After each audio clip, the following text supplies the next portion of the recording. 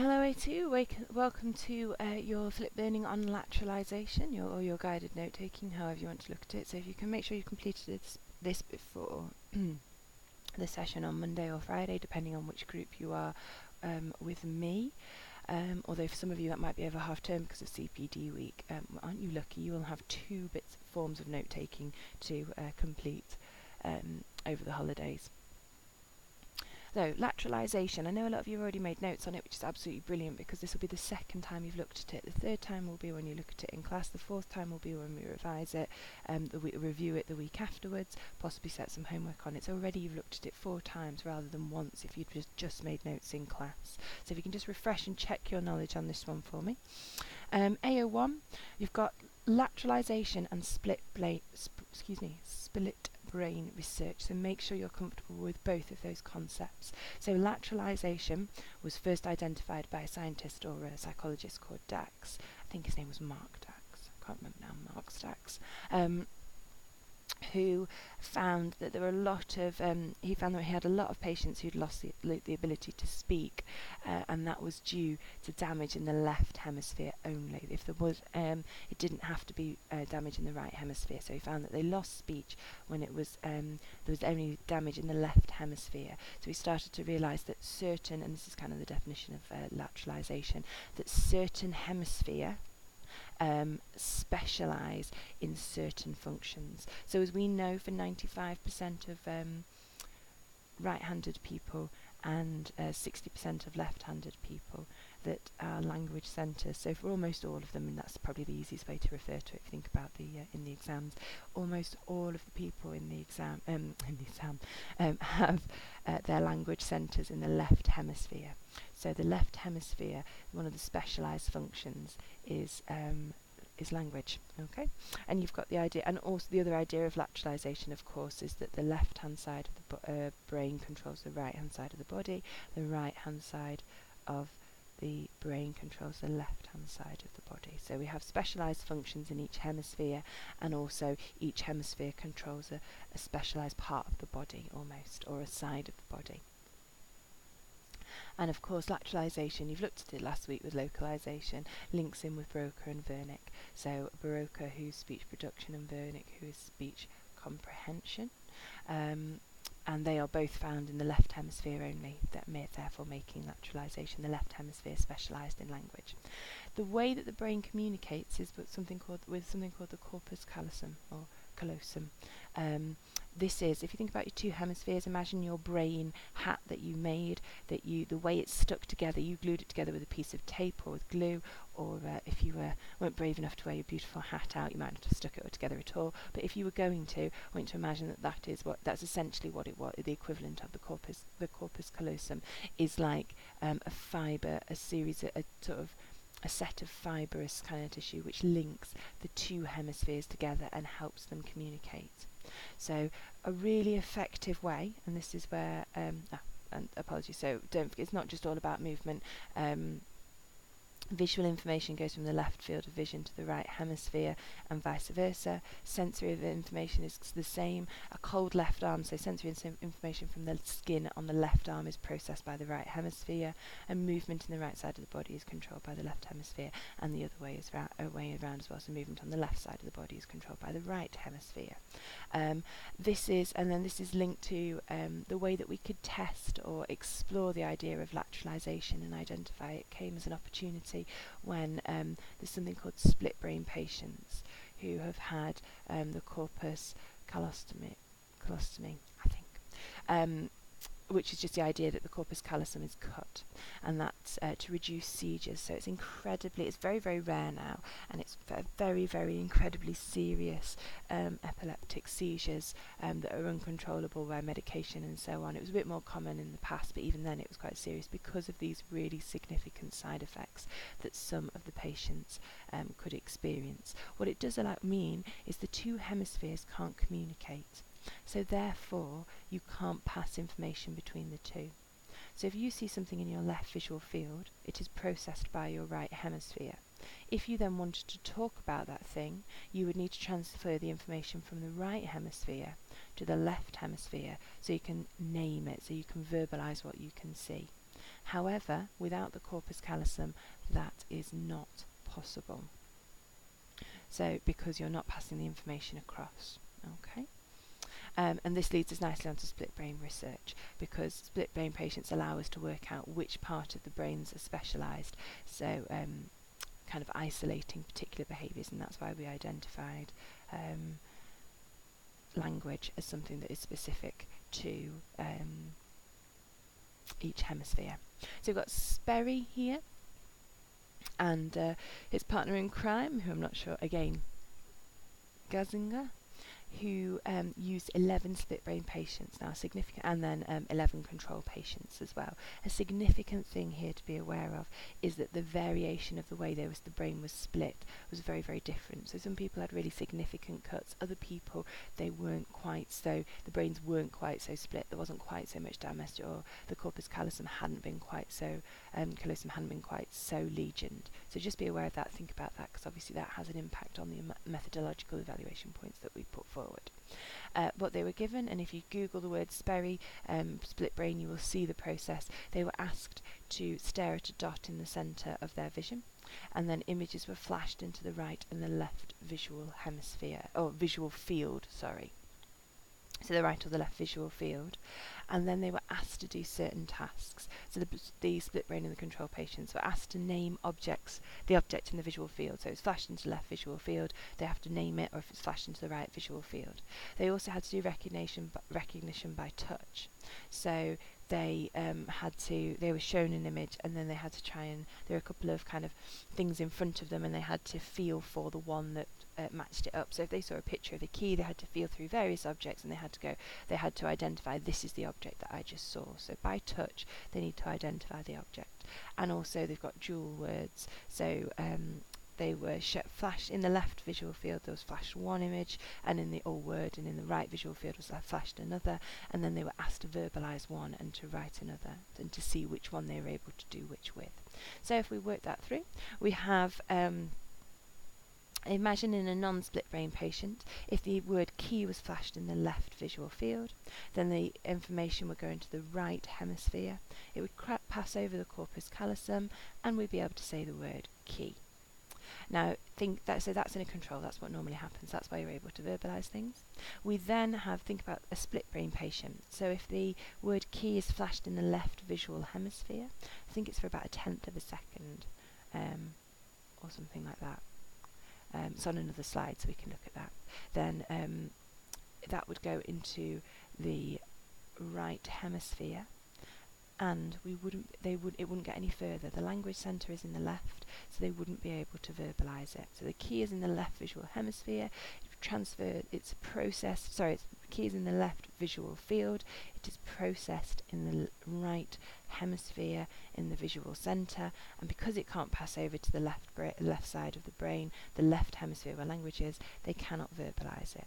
However, if the word key was in the right visual field, it would be processed by the right hemisphere, and that's where the left hemisphere, and that is where language centres are, so we would be able to say the word key. Same with this activity, non-split brain patient, we can see it in the left visual field. If we are then asked to identify it with the left hand, so the key is in the left visual field, so the image is processed by the right hemisphere, and we're asked to use the left hand, and that's controlled by the right hemisphere, so we should be able to move our hand and identify the key. The same with, if it was a non-split brain patient, you could see it in the left visual field, and you could use your right hand to identify it, because the information would go into the right hemisphere, transfer across to the left. The left hemisphere would then control the hand to feel around and identify the object. With a split brain patient, same thing. If the key was flashed up in the left visual field, it would be processed in the right hemisphere. If we're asked to use the left hand, we can still do it because it's all in the same hemisphere. The left visual field and the left hand both use the right hemisphere, so we can see the key and we know where to look for to find it.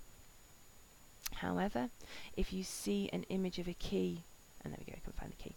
If you see an image of a key that's flashed up in a split brain patient in the right visual field, the information goes into the left hemisphere. If you then ask them to find the object with the left hand, it is their right hemisphere that is controlling that. The information can't pass across, so the hand doesn't know what it's looking for because it is controlled by the opposite hemisphere, and the corpus callosum's been cut, so you can't transfer the information across.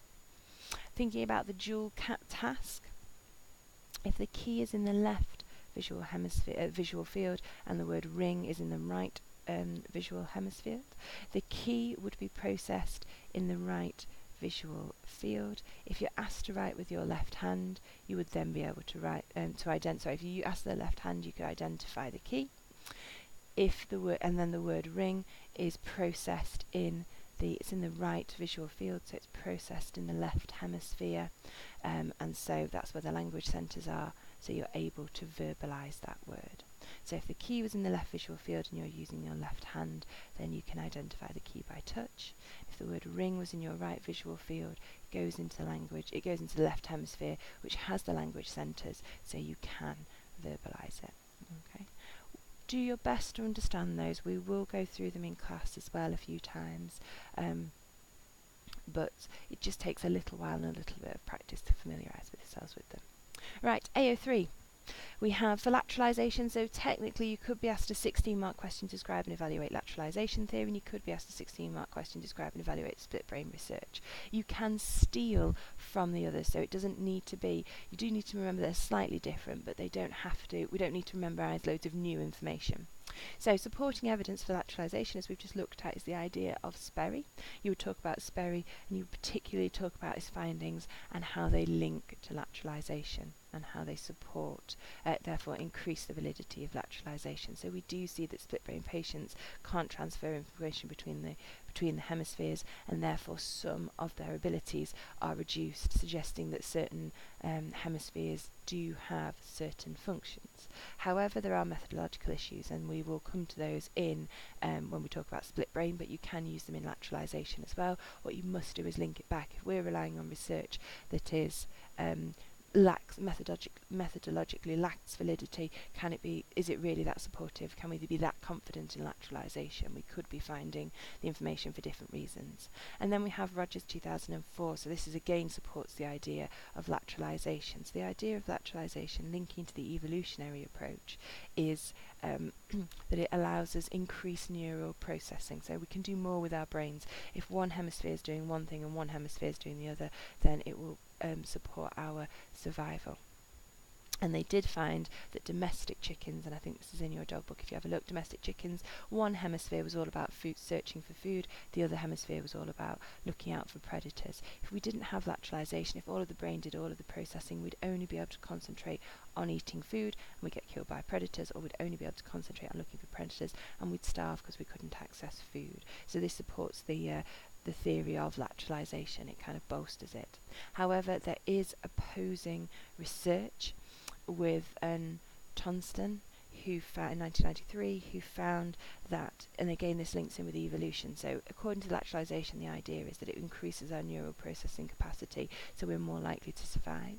However, Tonston found that that lateralisation, so being lateralisation, which is linked to handedness. So if you have a very dominant right hemisphere, you will be left-handed for writing. They did find a significant link between left-handedness and some immune deficiencies or illnesses, which suggests if lateralisation was all about survival and survival of the fittest, then there wouldn't be any problems with it would only help us survive, whereas creating immune deficiencies is not a good way to help us survive. So a bit of opposing research is the idea that lateralisation is linked to can be linked to immune deficiencies, especially if you have a right dominant hemisphere, so therefore isn't supported by the evolutionary approach, so therefore suggesting that lateralisation lacks validity because it doesn't aid our survival. Okay, and then we've got Turketel, who had JW, who found that who experienced damage in the left hemisphere in the language centres. However, he developed, again linking to plasticity, JW developed the ability to comprehend and produce language in the right hemisphere, so he still be able to understand information. So that plasticity, that ability, moved from the left to the right hemisphere, suggesting that they aren't specialised and the brain can process language in the right as well as the left. So the brain can take part in different activities, not just in one particular hemisphere.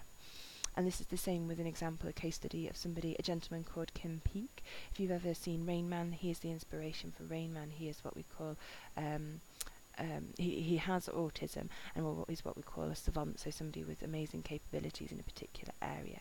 One of the things that Kim Peek was able to do was he had developed language comprehension centres in Vernix area in both the left and the right hemisphere.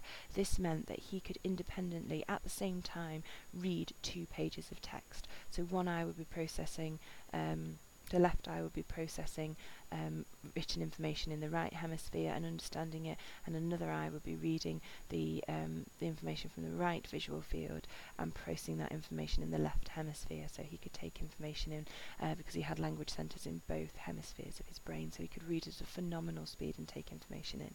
Obviously opposing the idea that definitely opposing the idea that lateralisation, that the hemispheres are completely specialised. In certain cases they can be broad. However, you know about the problems of case studies, so we can go over those in a bit. We can talk about methodological issues if you have time. Split brain patients. Supporting methodological issues. So there are some strengths of Sperry's research. It is standardised procedure. We had the control in place where they stared at the dot. Everybody looked at the dot. There was a control group that we compared people to, and also it's flashed up for 1/10 of a second at every time. It was in a lab. It was standardised, removing extraneous variables, increasing confidence in cause and effect, and therefore increasing our internal validity. However, there are opposing methodological issues as well. So don't forget to link it. But so of course, whenever you talk about methodological issues, link it back. So talking about validity, which we did there. Opposing methodological issues. The sample size is very small. It's what we call a clinical group. So you can't generalise to the target population because they are quite different. And there was confounding variables caused by the control group. So the sample size, the reason that they had the split brain patients had this surgery was because they were experiencing epilepsy. So not only did they have the corpus callosum cut, not only were they split brain patients, but they'd also experienced epilepsy, whereas the control group hadn't had their corpus callosum cut, which is what we're most interested in, but they hadn't got epilepsy. So really their control group should have had epilepsy, because that causes a confounding variable, something that varies systematically with the IV. The only thing we want to look at is whether split brain or not having a split brain have an impact on processing, but actually another confounding variable, another thing that affects one group and not the other. One group have also had epilepsy, which potentially could have impacted or affected the brain in another way that caused issues with lateralisation and specialised functioning, whereas another group did not have that. So again, that reduces the internal validity. We can't be confident of cause and effect. And then you could use opposing research. There has been research since that opposes the idea of split brain research in Sperry, and that is Turketel with JW and having the transferring the information across to the right hemisphere, and also Kim Peek as well with his dual language centres and the fact it can read 2 lines of text or 2 pages of text in one go. Brilliant.